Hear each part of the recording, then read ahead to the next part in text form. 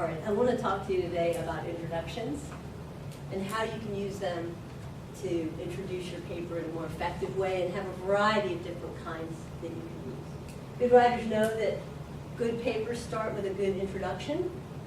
And what that introduction should do is really two things. The first one is to reveal the purpose of the paper and the thesis. And the second one, which is less important but can still be really useful, is to capture the reader's attention. This is especially important in journalistic writing, a little less so in academic writing. In college writing, many of your professors are going to require that an introductory paragraph includes a thesis statement. And a lot of you have been practicing this already. Some of you are still working on this. And this is a sentence or sentences that reveal the essay's central idea. One of the things you may have noticed from the things we've been reading in this class is that popular writing frequently does not have a thesis smack up in the introduction, and so that can be confusing to some people. But for an academic paper, you're going to write one, and it'll reveal you have clear paper organization. Kind of three standard introductions that I imagine most of you are familiar with. One is a historical review, where you bring in the background on the topic. If your topic is a controversy, where there's two sides to it, you can go ahead and the historical review can explain both positions in the debate.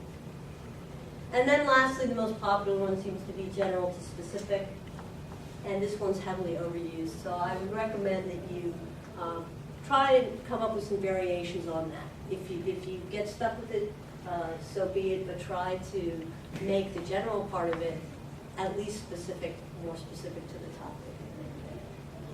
Okay, so when you're using lead-ins in some essays, your thesis statement alone might be quite controversial, and so it'll already grab the reader's attention, but maybe it won't. So a lead-in can capture their attention, and also it can convey the tone of your piece, whether it's satirical, serious, and so on. Okay, so let's go ahead and look at 9 of these lead-ins. First one is using a quote.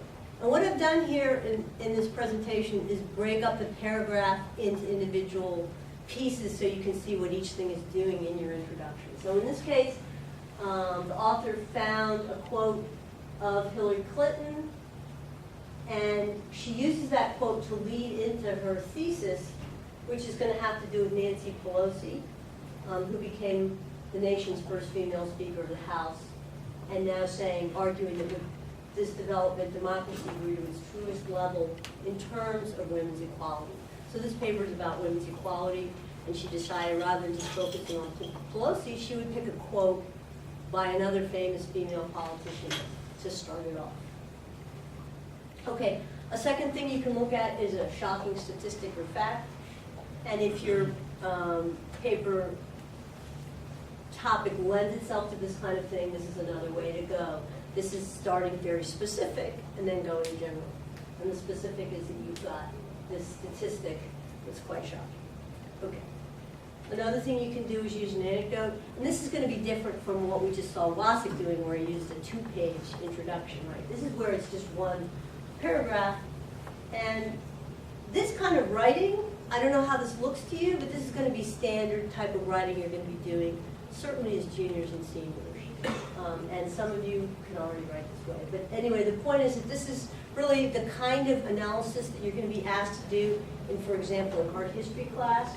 So look at this painting and analyze it. Look at this piece of music and analyze it. Look at this piece of literature and analyze it. So what this person's done is to try to draw in the reader. They've started off with a story about Picasso to try to understand his way of thinking. What was going on in his head before he made his painting? You know, he had this friend who had committed suicide, and in the aftermath of that, it affected, this person is arguing, his psychology. And so then he created this painting, which was one of a series of motifs, and now the author argues that it shows his ambivalent view of women, a close connection between sex and death, and intensely subjective viewpoint.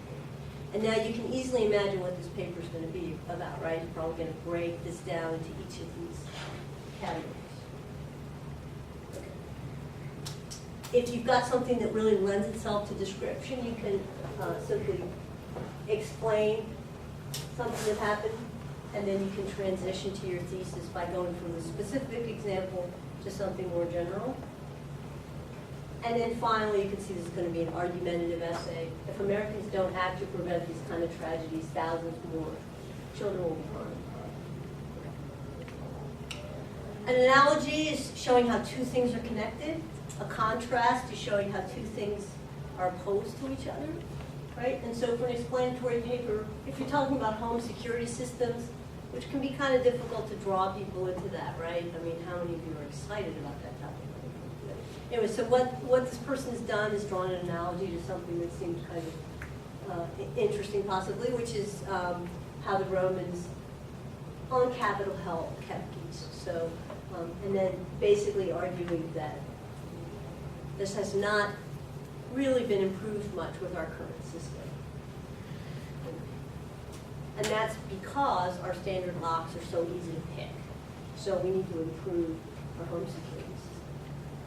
Okay, another thing you can do is state a problem or a popular misconception. In this case, the Poetry in Schools program is out to recruit people to their program, right? And so what they're saying is, look, if you have this certain image of what poets are like, this is actually outdated.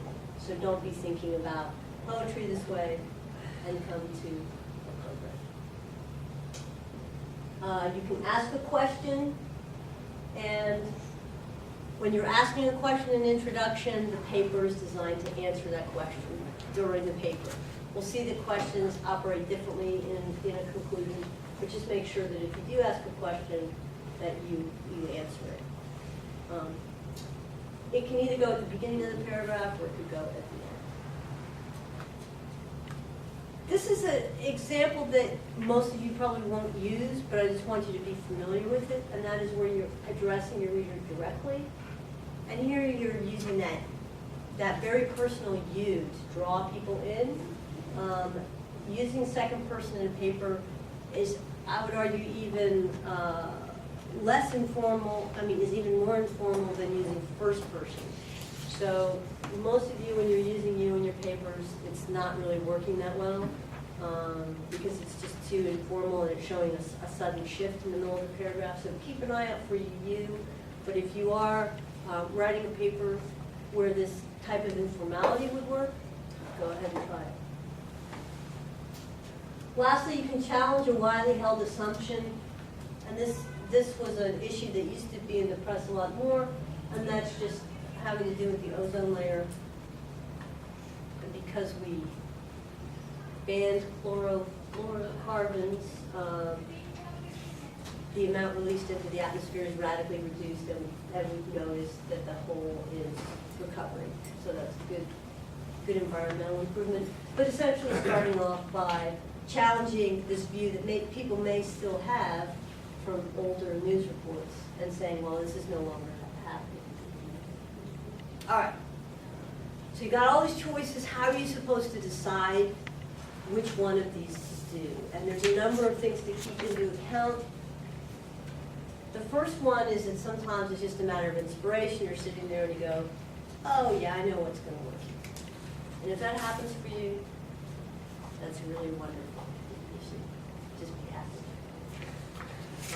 But sometimes it's a matter of paying attention, and this is the stage where you should be doing that. Right now you're going to be researching for your explanatory paper, and you're going to be going through it and finding all kinds of examples and reading through your articles. While you're doing that, this is the time to be looking for statistics, quotes, facts, anecdotes, anything that you can use to illustrate it. And as you're reading through it, you go, oh yeah, that's going to work really well in my intro. Or maybe that's going to work well in my conclusion. And so you can note it right now, and it's pretty easy to do right now, whereas trying to go back and find it later would be hard. And sometimes you're just going to not have an inspiration, and so you just have to analyze it.